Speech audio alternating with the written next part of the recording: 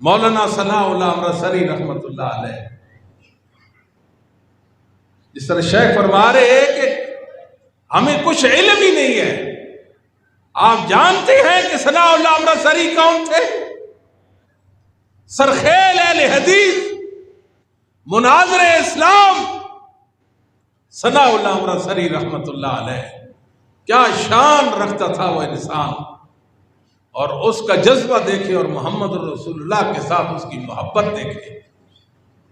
اتنا لکھا اتنا لکھا اتنا لکھا، اس فتنہ کی سرکوبی کے حوالے سے دن رات لکھا، دن رات لکھا. اتنی کوشش کی، اتنی کوشش کی. اگر آپ مجھے اجازت دیں میں اپنے جذبات کا اظہار کرتا ہوں. اپنے علماء کی محنتوں اور کاوشوں کے حوالے سے مجھے اللہ کی قسم ہے، اگر ثناء اللہ امرتسری رحمت اللہ علیہ اس فتنے کے سامنے ڈال نہ بنتے، آج فیصلہ آباد میں آپ کو ایک مسلمان بھی نہ ملتا، ایک مسلمان بھی نہ ملتا. آپ کے پنجاب میں، سرحد میں، سندھ بلوچستان میں پورا ملک کافروں کا ملک ہوتا، زندیقوں اور ملحدوں کا ملک ہوتا، پورا ملک مرتدوں کا ملک ہوتا. کیا خیال کرتے ہیں اس مرد مجاہد کی اس کاوش کو؟ اللہ نے اس کو قبولیت بخشی ہے. نماز پڑھو، جب اللہ کی حضور دعا کے لیے ہاتھ اٹھاؤ تو ثناء اللہ امرتسری کے لیے بھی دعا کیا کرو. وہ آپ کا محسن ہے، وہ آپ کا محسن ہے. ثناء اللہ امرتسری رحمت اللہ علیہ نے لکھا، مرزا پریشان ہو گیا، تنگ آ گیا، وہ چہر کندھوں پر آ گیا. اس نے سوچا یہ میری جان نہیں چھوڑتا، مجھے کوئی ہیلا کر لینا چاہیے. مرزا نے چیلنج کیا کہ سچا جھوٹا سچے کی زندگی میں مر جائے گا. چیلنج کیا تھا بولیے؟ جھوٹا سچے کی زندگی میں نہیں، آواز ادھر سے بھی آنی چاہیے. جھوٹا سچے کی زندگی میں، یہ کس نے کہا؟ مرزا لعین نے. کیا کہا؟ جھوٹا سچے کی زندگی میں مر جائے گا. میرے اللہ، ثناء اللہ امرتسری رحمہ اللہ نحیف، کمزور، بوڑھے. مرزا نے سوچا میں چیلنج کرتا ہوں، کل یہ بابا مر جائے گا، میری چاندی ہو جائے گی. ثناء اللہ امرتسری رحمت اللہ علیہ کو محمد رسول اللہ صلی اللہ علیہ وسلم کے ساتھ محبت کتنی تھی اور اپنے رب پر یقین کتنا تھا.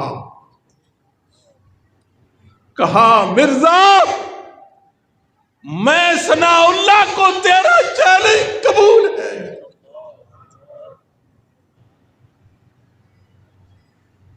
مجھے تیرا چیلنج قبول ہے. آسمان ساکت ہے، زمین پر سکتہ طاری ہے. 15 دن کے بعد مرزا نے لکھا الفضل رسالے کے اندر کہ مجھ پر وحی آئی ہے کہ جھوٹا سچے کی زندگی میں مرے گا. مجھ پر مرزا دنیا کا واحد انسان ہے جس نے اپنے جھوٹے اور دجال ہونے پر خود مہر ثبت کی ہے. اپنے جھوٹا اور دجال ہونے پر خود مہر ثبت کیا کہ اللہ نے وحی کی، جھوٹا سچے کی زندگی میں مر جائے گا. مرزا فریبی تھا، جھوٹا تھا، دجال تھا، نامراد انسان تھا. 1880 میں اس نے دعویٰ کیا، پہلا دعویٰ کیا تھا کہ میں ملہم من اللہ ہوں، ملہم من اللہ، اللہ کی طرف سے مجھ پر الہام ہوتا ہے. یہ اس کا 1880 میں پہلا دعویٰ تھا. ٹھیک 2 سال کے بعد اس نے کہا میں مجدد ہوں،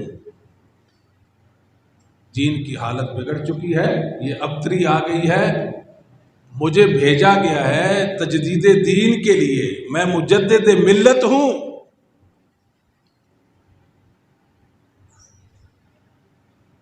اور جب آپ ان سے بات کریں فوراً یہ بات کریں، ایک مجدد کی ضرورت تھی، اس ضرورت کو پورا کرنے کے لیے ہمارے آئے، وہ یہ کہتے ہیں 1899 میں اس نے کہا میں مسیح موعود ہوں،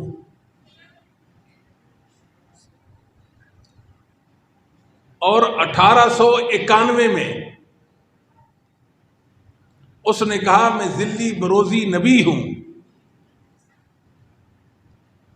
اور 1901 میں اس نے کہا میں مستقل صاحب شریعت نبی ہوں۔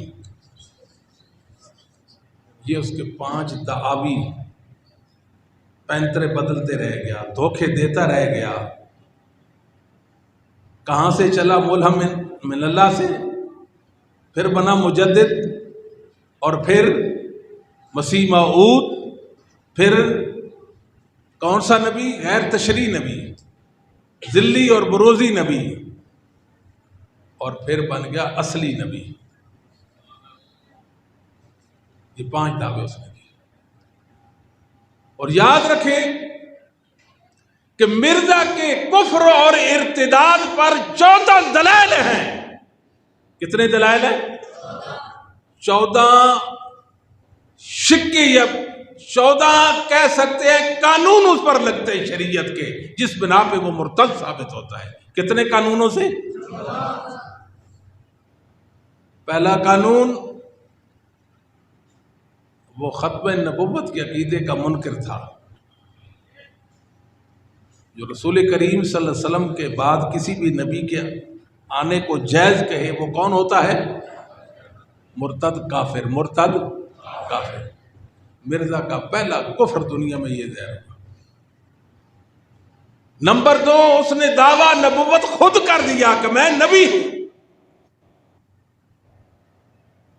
دوسرا کفر، اور تیسرا اس نے کہا مجھ پر وحی آتی ہے، اور بروئے قرآن میری وحی کا ماننا واجب ہے لوگوں پر۔ اس نے محمد کریم صلی اللہ علیہ وسلم کی توہین کی۔ ایک شک یہ بھی ہے، عیسیٰ علیہ السلام کا دشمن تھا،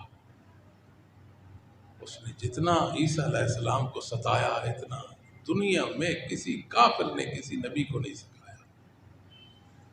گالیاں، ننگی گالیاں، ماں کی گالیاں دیتا تھا سیدنا عیسیٰ کو، ماں کی گندی گالیاں دیتا تھا اللہ کے سچے پیغمبر اور رسول کو، اور پوری امت مسلمہ کو کافر سمجھتا تھا۔ تو میں عرض کر رہا تھا، مرزا یہ بھی دعویٰ رکھتا تھا کہ مجھ پر وحی آتی ہے، اور یہ جو میں نے کہا کہ جھوٹا سچے کی زندگی میں مر جائے گا، یہ وحی آئی مجھ پر، وحی۔ ثناء اللہ عمرہ سری رحمت اللہ علیہ بیٹھے ہیں کہ مرزا مجھے تیرا چیلنج قبول ہے، یقین دیکھے اپنے رب پر اور محمد الرسول اللہ کی صداقت اور سچائی پر آپ کا ایمان ملاحظہ کرے۔ اتنا دنیا میں کوئی مضبوط پہاڑ بھی نہیں جتنا سرخیلے اہل حدیث ثناء اللہ عمرہ زری تھے۔ پہاڑ تو ریزے ریزے ہو جاتے ہیں، پہاڑ تو پھٹ جاتے ہیں، پہاڑ تو لرز جاتے ہیں، پہاڑ سے بھی مضبوط انسان تھا۔ مسلمانوں کا سر فخر سے بلند کر دیا اس نے۔ بوڑھا، بزرگ، بیمار، لاغر، اور مرزا صحت مند عمر میں۔ میرے رب کا کرنا تو دیکھے۔ 1901 میں اس نے دعویٰ نبوت کیا،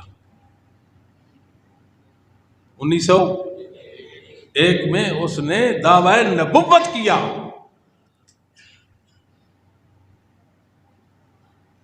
اور 1908 میں مرزا مرتا ہے، ٹھیک 40 سال بعد، 1 نہیں 2 نہیں 10 نہیں 20 نہیں 30 نہیں، پورے 40 سال کے بعد ثناء اللہ امرتسری سرگودا کی سرزمین پر فوت ہوتے ہیں۔